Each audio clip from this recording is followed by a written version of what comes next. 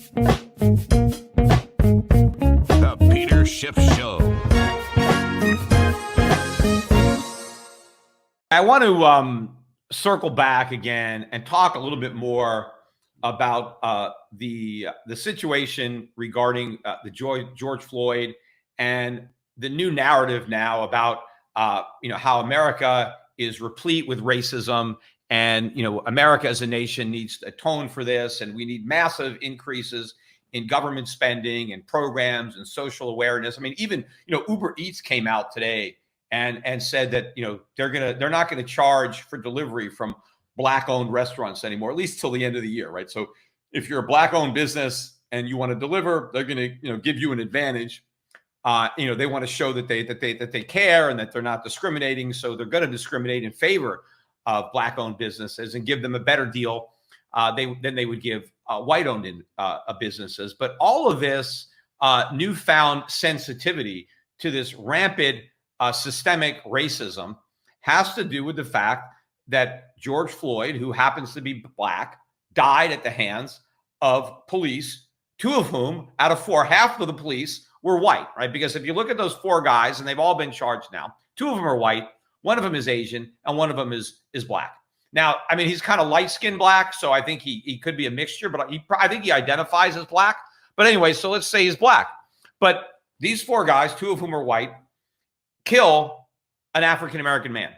And because the African-American man is Black, it's just assumed that this was racially motivated. And the reason that George Floyd is dead is because he's Black, right? And that's because Black lives don't matter. And that's why the police were so reckless. Either they just were negligent or they deliberately killed him because he's Black and because his life doesn't matter. And this incident caught on film is proof, right, of what we've all been in denial of, that Black lives don't matter and that it's not just the police, but it's all aspects of American society.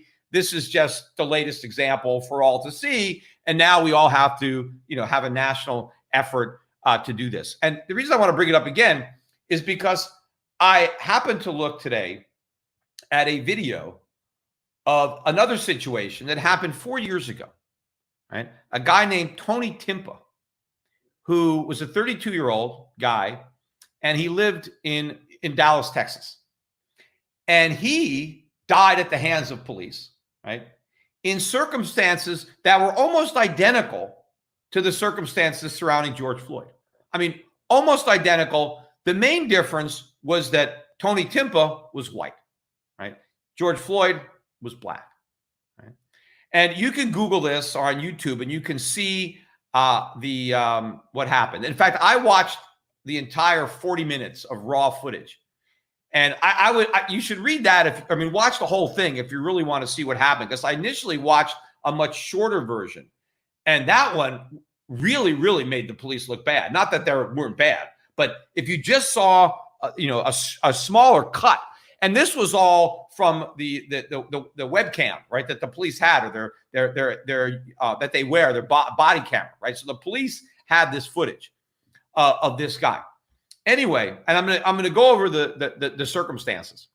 So, 32-year-old guy, never been in trouble with the police. I mean, he did get a drunk driving at one point, DWI. He was in an accident. Nobody was killed. He banged up his own car, got a suspended sentence, but he had never been in prison, right? Whereas George Floyd had been in prison multiple times. I mean, some of them were drug offenses, but the most recent jail was for armed home invasion, where he held an African-American woman at gunpoint and ended up going to jail for 5 years. So, I mean, he's not the gentle giant that he's being portrayed as. Not that I'm saying that he deserved to be killed, but the point is this guy had never committed any crimes, never been to jail at all, right? He's married. He's got a 8-year-old boy, and he drove, drove his Mercedes, and he ended up, getting into a sketchy area. And this guy was a schizophrenic. So he had a psychological condition, but he wasn't taking his meds. And I think he was a little paranoid. And he was also doing coke, right? Because according to the autopsy, he had cocaine in his system. So what happened is the guy got nervous and he got paranoid, right? He was, he went to like I was in an adult bookstore or a sex shop or something weird like that in some sketchy neighborhood. And he got paranoid. So he called 911. The guy called the cops himself, right? Now, before the cops got there, he got paranoid and he ran out into the street, very busy street. And the security guards that worked at this adult shop got worried. And they went and they subdued him and they cuffed him, right? They put handcuffs on him, supposedly to protect him from being killed in traffic.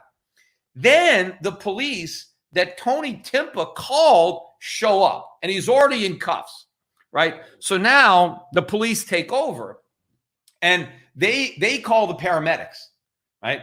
But in the meantime, they now pin him to the ground, right? Face down, just like Floyd was, and the officer basically has his knee on his back, and they actually they hogtied his feet together, and he's cuffed, and they're pushing him down to the ground.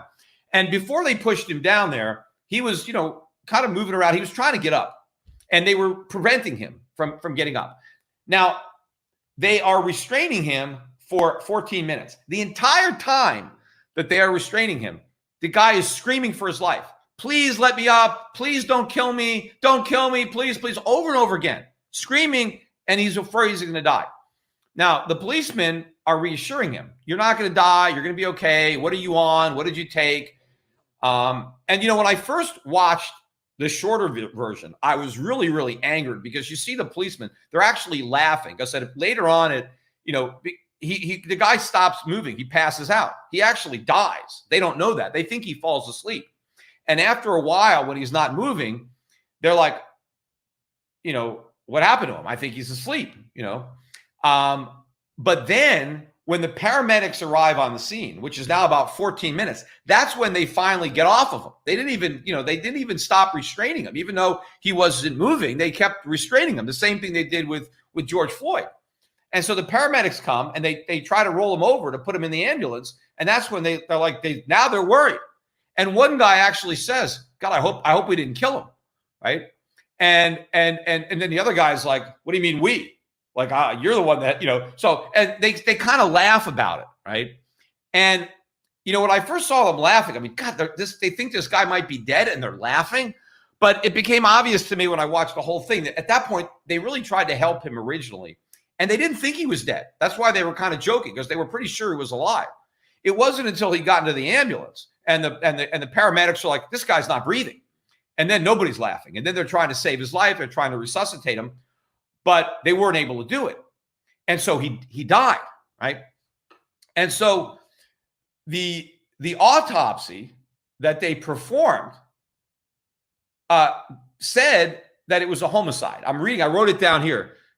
Cause of death, sudden cardiac death due to toxic effects of cocaine and the psychological stress associated with physical restraint, right? So his death was ruled a homicide. 3 of the 5 policemen were indicted by a grand jury for a crime, but they were indicted for a misdemeanor, not even a felony. Not even like manslaughter, 3rd-degree murder. They were indicted for a misdemeanor. Remember, the guy died after being restrained for 14 minutes, caught on film, and it was a misdemeanor. But then the charges were dropped. They didn't even stand trial for the misdemeanor. They didn't have to plead guilty to the misdemeanor. The charges were dropped. And then on top of that, they got their jobs back on the police. They got reinstated by the police. So this is my whole point, right? This story never made it out of Dallas. It never became a national story, right? A guy killed by police and the policemen suffer no consequences, right? And imagine what would have happened 4 years ago, right? If Tony Timpa had been black. Everything else had been exactly the same, right? No difference. The exact same circumstances. Just change one thing. Just make Tony Timpa black instead of white. This would have been a national story. This would have been all we were talking about. How can these racist white cops be laughing as they murdered an African American? right? This shows you how Black lives don't matter. This Black life mattered so little that they were laughing about it as he died. They would be saying, this is murder. This isn't an accident. They deliberately held him down. They kept his knee on him for 14 minutes, even though he's screaming and begging for his life and saying, don't kill me. These racist cops killed him anyway. When that's not what they did. In fact, when I read a little bit about why the cops, again, were restraining him, they were afraid that he was going to run into the road and maybe get run over and get killed. And they didn't want that to happen. They thought they would be blamed that the guy in their custody ran into the street and got run down by a car. But obviously, I think that they chose the wrong way to restrain him. I mean, I don't know, why didn't they just put him in the back of a police car and shut the door? Maybe they just assumed the ambulance would get there sooner. I don't know. You come up with all kinds of reasons. But to me, they appeared negligent. The cops, maybe they were young. Maybe they should have been better trained. I mean, were they just bad guys? Maybe. I don't know. But all of the arguments that are being made now about the 4 officers that killed George Floyd, you could have made all those arguments even stronger, given the laughter. I mean, could you imagine people laughing as somebody is dying? Right. So I think these circumstances would have even been worse, right? As far as the Black community would have been concerned about how much this proved that racist police are out there and that Black lives don't matter. But to me, what we're seeing now shows you exactly how much Black lives do matter. Because here, when you have a Black person who is killed by police, everybody wants justice for this guy and his family. Everybody wants these officers to be prosecuted to the fullest extent of the law. They don't want them just fired. They want them in jail for a long, long time. Yet, when you had a group of officers basically do the same thing to a white guy, there was no demand that there would be justice for his family or him. There was no demand that the police be held accountable for what they did. No, it's an obscure event. Now, part of it is because the media ignored it, right? I mean, maybe there was an uproar a little bit in Dallas. I don't know, but it didn't go beyond there. And that's because the media doesn't care about those stories, right? If a white guy is killed by white policemen, that's not news. They don't care about police brutality. But if it's a Black guy and now they can make it a racial issue, that's the story. That's what they want. They wait for these kind of stories to exploit them. And then, you have this whole cottage industry out there, the Black Lives Matter, the Antifa. They are waiting for this to happen, right? And it's going to happen, right? If policemen kill civilians, right? I mean, as a percentage of all the arrests and all the encounters, it's still small, but you have all these policemen all over the country, and sometimes people get killed. And sometimes those people are Black. It's going to happen. It doesn't mean that they're killed because they were Black. This guy, Tony Timpa, he wasn't Black. He was as white as you could be, yet he was killed. His death was ruled a homicide. So when you go back and see, it's not just because he was Black. That's the whole narrative right now, right? That it only happened because he was Black. And this proves that we're a racist society. Well, it doesn't, right? The police are equal opportunity abusers when it comes to potentially use of excessive force. They're as likely to use it on a white guy as they are a Black guy, right? So it's not race, but they are making this a racial issue. But again, I would just encourage anybody out there to go online and just check this out. And just imagine, and especially if you could find a shorter version. There's just like 4 or 5 minute clips that don't show all of the initial part where the officers show that they're concerned with this guy and they're trying to help him, right? If you skip all that and just go to the later part where he's really screaming and then he dies and they start laughing, if you just look at that little part, it's much worse than when you go back to the very beginning and see how it all started. But there would have been an uproar. There would have been a furor over that. And so what I am trying to do by bringing it up, I'm not trying to diminish what happened to George Floyd. That's still an awful tragedy that he died and he shouldn't have died. And the policeman should have taken better care of him, just like the policeman probably should have taken better care of Tony Timpa. And had they taken better care of him, he probably wouldn't die. Yeah, there were other extenuating circumstances. He was on cocaine. George Floyd was doing something. He was having trouble breathing anyway. He had a heart condition. So there were some extenuating factors where if George Floyd and Tony Timpa had been totally healthy and not taking drugs, then what the police did probably wouldn't have resulted in their deaths. But because they had some other circumstances, that's exactly what happened. And so the point is, it can happen to anybody. It doesn't matter what color you are. And so if we're going to make an issue of it at all, it should be one about the police need better training, right? They need to have better procedures or whatever. It's about reforming potentially the police department to protect everybody equally, right? That to protect white people who may be killed because of negligence or excessive force, and black people and Hispanics and Asian Americans, and not try to use this to advance an agenda that really has at its very core socialism. That's what they're trying to do. They're trying to push a socialist big government agenda on us by introducing it under the guise of racism. We need to stamp out racism. How do we do that? By making government bigger, by making government more powerful, by having all these programs. And I talked at length on my last podcast. And in fact, we pulled that part out and we put up a clip of my last podcast where we just focused on these issues. But the point that I made on that podcast, it was that government policy is rewarding companies for discriminating, and whereas the free market would punish them.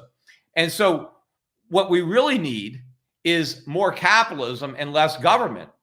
But what we're going to get is more government and less capitalism, because we're going to take something that isn't racial at all and we're going to pretend it's racial. And then because it's racial, we're using that as the reason why we need all these additional government programs that are basically going to result in even greater disparities than exist today between the African-American community and the larger population. We're just going to drive those disparities and make them worse with the additional laws and regulations and programs that are going to be enacted, right? That instead of helping them will end up hurting them, which again, just as like everything, I mentioned the Jones Act, right?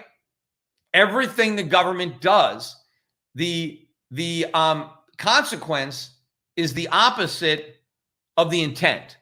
The intent of the Jones Act is to have a stronger domestic shipping industry. As a result, the domestic shipping industry is destroyed. The whole idea was we need to have a merchant marine that we can rely on in times of war. And then we have a war and we're completely dependent on foreigners because we have no domestic ship industry because we destroyed it by trying to protect it. And then all of the ancillary problems that now happen because we have a less competitive economy, because transportation costs are artificially inflated. That affects all American businesses, even those that are not involved in shipping. And so everybody suffers. And the same thing happens with all of these laws that are designed to stamp out racism or stamp out discrimination. We end up getting more discrimination. We end up hurting the very people that we're intending to help. And the same thing is going to happen by trying to take this issue and make it into something racial when it's not. In fact, if you assume it's racial, just because the person who dies is black and the people who killed him are white, if you simply assume that that is racial just based on the races of the individuals, then that is being racist, right? If you, without any evidence whatsoever, if you just jump to a conclusion based purely on race, right? That's all you're doing is you're making your decisions based on the races and no other information. And now you're saying that it was racially motivated, then that's racist. So why don't we get beyond racism, right? And get to the core of the matter, get to the real economic problems that the government is doing. That's what people have to worry about. It's government, not some racist boogeyman. It's big government.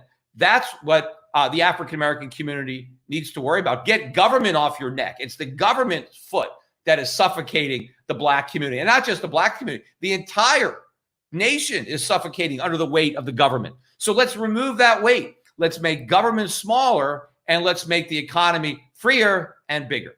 But the most sensational aspect of the Tony Timpa case, if Tony Timpa were black, would have been the fact that Tony is the one who called the police, right? In the George Floyd case, he was, committing a crime. He was passing a phony money. So somebody else called the police and they came to apprehend George Floyd. But in the Tony Timpa situation, Tony himself called the police. He was worried and he called the police. And so the police came. They responded for his cry for help. But when they showed up, instead of helping him, they murdered him. They killed him in cold blood. That's exactly what would have been said if Tony was black. They would have said, this is what it's like to be black in America. When black people call the cops, they get killed, right? When white people call the cops come to help them. But when a black person calls the cops, they end up getting killed because black lives don't matter, right? Because the cops are racist, right? They don't like blacks. They just assume blacks are criminals. And so the minute they show up and they see a black guy, they take him down and they kill him. That is exactly what they would have said, right? They would have said it was all about the white racist police killing a black person, and all the black person did was call the police for help. And this, again, this is what it's like to be black in America. You can't just call the police like a white person because we don't have white privilege. A white person calls the cops and they come to help. A black person calls the cops and they get murdered, right? This is what they would have said. And nobody would have been able to push up against that narrative. It would have been all on video, and this is exactly what everybody could have said. Except none of it would have been true because they did this to a white person. All of this bad stuff happened to a white guy. A white guy called the cops, and the cops he called killed him. Didn't matter. He didn't have any white privilege. It didn't get him off the hook. He still got killed. But you can always pretend that it's because he's black. When anything happens to somebody who happens to be black, you can always say that black is why it happened. And how do you stand against that? Because the minute you say that's not why it happened, oh, you're a racist yourself. You don't understand the suffering that blacks are enduring. Because how do you know? You've got white privilege. So whenever somebody plays the race card, you just got to fold, right? And they would have done that, believe me, in spades with Tony Timpa. But he was white, so they couldn't do it. But now you have a circumstance where the person who dies happens to be black. And yes, the cops could have acted outrageously and recklessly, but they could have done the exact same thing if he was white, which is exactly what happened with Tony Timpa, only Tony Timpa wasn't black. He was white, so it was no big deal. And George Floyd, he's black, so this is racist, and now we can play it up. We can sanctify this guy or canonize him. He's now our hero, and he's an example of why black lives don't matter and why we have a racist society. And so that point in particular, right, the fact that he called the police on his own and ended up dead, I think that would have been the big thing. That and the laughter, right? You call the cops, and not only do they come and kill you, but they laugh about it as they're doing it.